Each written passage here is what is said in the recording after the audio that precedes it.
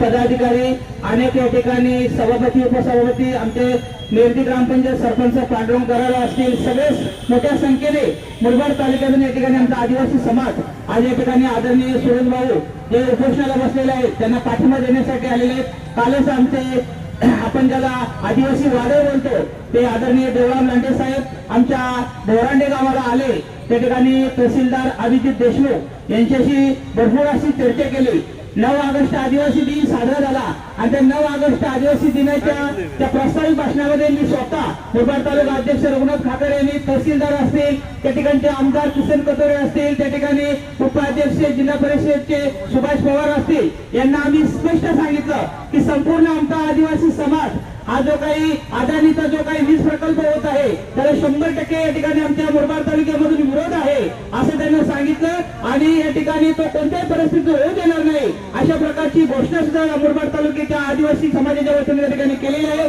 काल त्यावेळी आमचे आदरणीय देवराम साहेब त्या ठिकाणी आले आणि देवराम लांडे साहेब आल्यानंतर आम्हाला खूप आधार आला, खूप बरं वाटलं कारण त्या ठिकाणी लांडे साहेब हा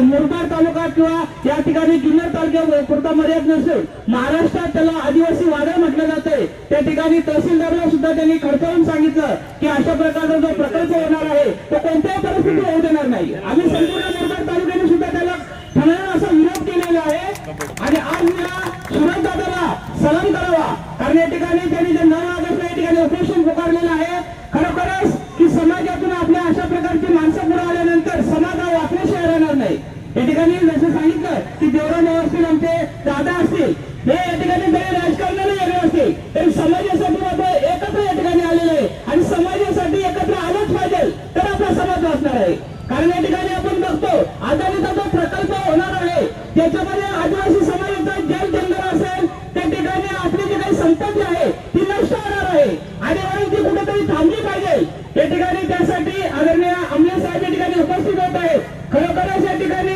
मुरबाडवरून आम्ही जे आलेले आहे सगळे आमचे आदिवासी बांधव या ठिकाणी जो तुमचा 15 तारखेला जो काही रास्ता रोक आहे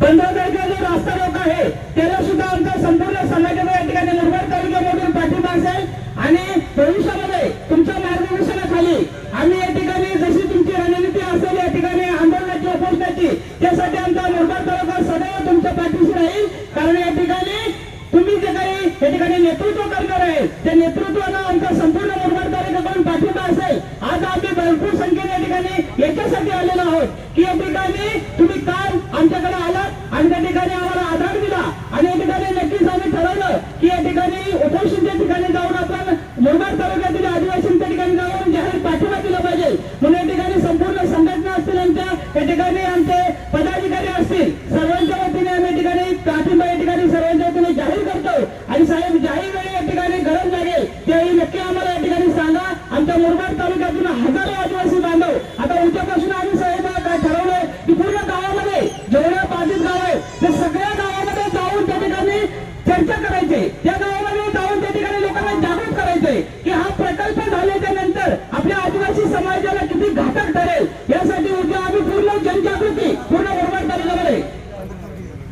जनजागृती त्या ठिकाणी चालू करणार आहोत आणि 15 तारखेला मोठ्या संख्येने त्या ठिकाणी रास्ता रोकोसाठी या ठिकाणी नक्कीच आम्ही या ठिकाणी उपस्थित राहू असं तुम्हाला या ठिकाणी शब्द देतो। आणि या ठिकाणी जास्त न बोलता की या ठिकाणी जो काही संघर्ष चालू केलेला आहे हा आदिवासींच्या अस्तित्वाचा संघर्ष आहे आणि हा संघर्ष कुठेही थांबता कामा नये। जोपर्यंत न्याय भेटत नाही तोपर्यंत हा संघर्ष कदापि थांबणार नाही असं या ठिकाणी सांगतो आणि या ठिकाणी थांबतो। धन्यवाद।